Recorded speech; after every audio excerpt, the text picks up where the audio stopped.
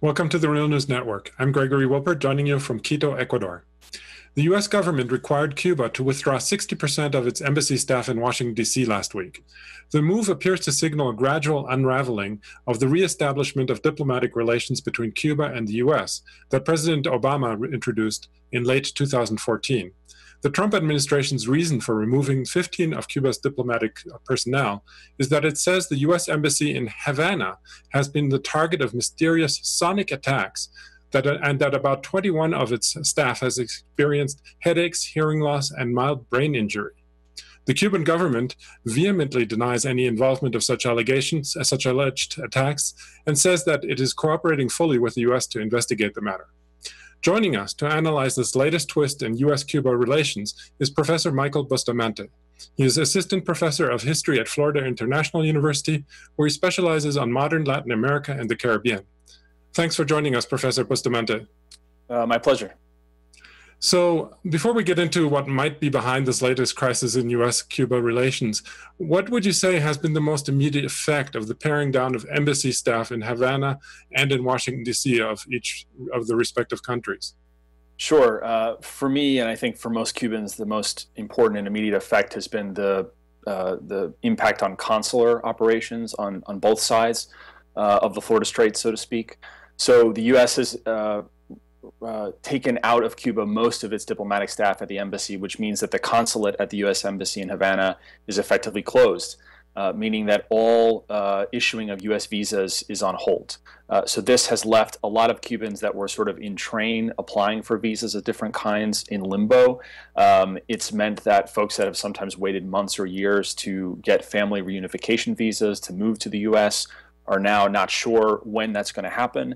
The United States has said that that program will continue, but it's unclear how it can if they don't have a full consular staff. And conversely, with Cuba having left with only one consular representative at its embassy in Washington, this is going to mean a serious backlog for the processing of Cuban passport applications and renewals that are necessary for Cubans in the diaspora who travel back to the island to visit family. So it is kind of interesting, though, that the State Department refers to this as an attack, even though it's, as far as we know, it hasn't presented any evidence that, and it is speculating not only that it is a sonic weapon of some sort. However, the New York Times recently investigated this possibility and discussed this with scientists and health specialists, and the consensus seems to be that such a thing is practically impossible. So it would seem that the sonic attack accusation sounds rather flimsy, and there might be something else motivating such a confrontational approach to the problem. What do you think is behind all of this? I wish I had an answer. I'm not a scientist, I'm a historian, so I can't, sort of vouch for the scientific feasibility of some of these things. I've certainly read those articles in which reputable scientists have questioned whether this kind of device is even feasible and whether a kind of the sonic weapons that do exist or are known to exist can produce some of the reported effects in such narrow spaces as apparently has been the case as reported by some U.S. diplomats. I'm not willing to go so far to say that their allegations are completely false, but it's very difficult to ascertain the viability or the believability of what's going on in the absence of more public information.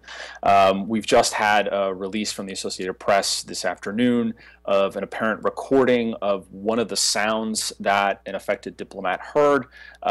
But again, so far, most of the sources and testimonies that we've heard have been anonymously. And so it's really difficult to figure out what's behind this, if there's any ulterior motive. What I can say with certainty, whether or not these accusations are true or trumped up, is that their effects are very real, and that those that have always been opposed to the normalization of US-Cuban relations are, I think, seeking to mobilize to take advantage of this moment to push the Trump administration to go even further than it proposed in June to unwind the Obama administration's approach. Yeah, I want to get to that in a minute, but first I want to raise another issue that seems kind of curious about all of this, which is that the Associated Press reported recently that some of the first victims of this so-called attack, according to inside sources, were CIA agents in Havana. What do you make of that? And doesn't this strike you as a little bit strange, or how would you What's your reaction to that? I mean, it certainly does. The whole thing strikes me as strange. I mean, whether it was CIA agents or not, we're talking about sonic weapons. This sounds like something out of a bad science fiction movie. But that report did pique my attention too. I'm not quite sure what to make out of it. I mean, if it is true that U.S. intelligence officials under diplomatic cover in Havana, as we know exist, as other countries have intelligence officials under cover in the United States, if those folks were the first ones targeted, that suggests perhaps there's more of a kind of a targeted approach, some kind of beef between intelligence services maybe, but I really don't know what to make of it. I think just as strange as the fact that some of the intelligence officials are potentially some of the first targets is the reports that Canadian diplomats have also suffered the effects of this, to a lesser degree, but there are some reports. And we know that Cuba and Canada have excellent relations, as they have had for a long, long time. So for the life of me, it's really hard to think of a motivation as to why they would be attacked. Not even thinking about the U.S. Factor here. Well, let's get into the issue of that you raised earlier about the possibility of exploiting this crisis. Trump has repeatedly said that he opposes Obama's opening towards Cuba, just as he opposes pretty much all other openings to countries that Obama initiated. And Trump also seems to be heavily influenced by Florida Senator Marco Rubio, who has been calling basically for a new Cold War with Cuba. Do you foresee a further deterioration of U.S.-Cuba relations under the influence of the Cuban exile lobby in Florida?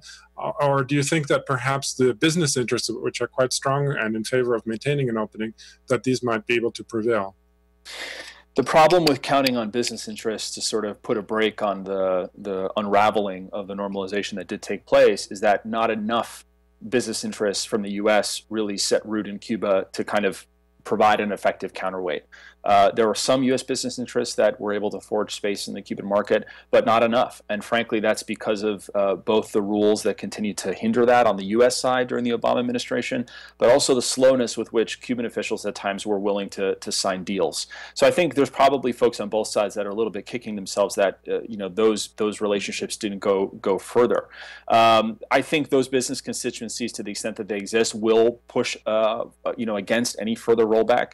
I would say that one important milestone to watch is the release, we're not sure when, but of the regulations that implement the Trump administration's policy announcement back in June. Back in June, Trump rhetorically announced what sounded like a complete break with the Obama administration's approach, but the actual measures that he proposed were not productive in my view, but also not anything close to a full rollback. I'm wondering if the writing of those regulations, which is ongoing, is now going to be affected by the kind of environment created in the wake of this other crisis, and that they could be harsher than they would have been otherwise. So I do see a potential for this to keep spiraling. I hope that wiser voices prevail on both sides and stop it from doing so. Well, another curious detail that I saw in one of the reports was that the people that the Trump administration expelled from the Cuban embassy in Washington, D.C. were people from the business sector, really, that is the ones who manage the business relations. So I'm wondering if this might be just another attempt to basically thwart the strengthening of business ties between the U.S. and Cuba. What do you think? Yeah, I think that's quite possible. I think even if you buy the premise that it was appropriate for the United States to expel Cuban diplomats as some sort of act of complementarity, which I don't necessarily buy, but even if you do, it seems clear that the choice of which diplomats to expel seems to have been targeted in a couple of ways. The entirety of the business section was expelled. My sense is we're talking about 3-4 people, but also almost all of the consular section, as I mentioned. And those two choices I don't think are coincidences. Certainly the kind of growth of business ties between the United States and Cuba is something that those against normalization do not favor. And increasingly, those from Florida and outside of Florida that don't support normalization were also very wary of just how interconnected Cuba and its diaspora had become through travel, through remittances, through even sort of under-the-table investment.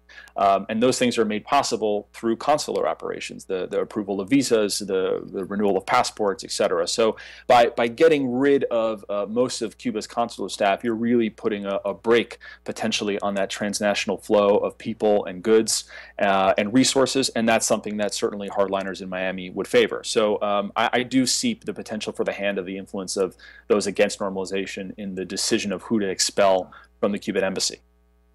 Okay. Well, we'll definitely keep an eye on this as it develops, and we'll probably want to come back to you to talk more about it. So I was speaking to Professor Michael Bustamante of Florida International University.